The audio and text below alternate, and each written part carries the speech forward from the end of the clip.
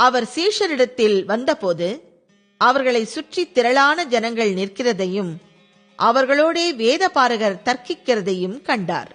ஜனங்கள் எல்லாரும் அவரை கண்டவுடனே மிகவும் ஆச்சரியப்பட்டு ஓடி வந்து அவருக்கு வந்தனம் செய்தார்கள். அவர் வேதபாரகரை நோக்கி, நீங்கள் இவர்களோடே என்னத்தை குறித்து தர்க்கம் பண்ணுகிறீர்கள் என்று கேட்டார்.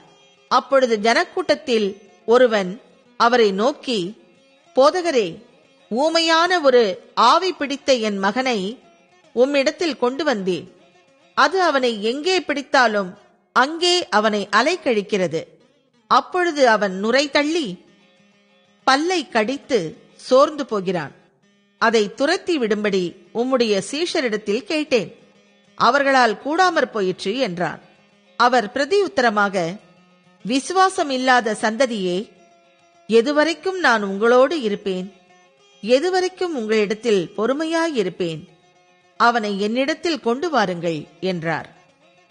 அவனை அவரிடத்தில் கொண்டு வந்தார்கள். அவரை கண்டவுடனே அந்த ஆவி அவனை அலைக்கழித்தது. அவன் தரையிலே விழுந்து நுரை தள்ளி புரண்டான். அவர் அவனுடைய தகப்பனை நோக்கி, இது இவனுக்கு உண்டாகி எவ்வளவு காலமாயிற்று என்று கேட்டார். அதற்கு அவன், சிறுவயது முதற்கொண்டே உண்டாயிருக்கிறது. இவனை கொல்லும்படிக்கு அது அநேகந்தரம் தீயிலும் தண்ணீரிலும் தள்ளிற்று. நீர் ஏதாகிலும் செய்யக்கூடுமானால் எங்கள் மேல் மனதிறங்கி எங்களுக்கு உதவி செய்ய வேண்டும் என்றான். இயேசு அவனை நோக்கி, நீ விசுவாசிக்க கூடுமானால் ஆகும். விசுவாசிக்கிறவனுக்கு எல்லாம் கூடும் என்றார்.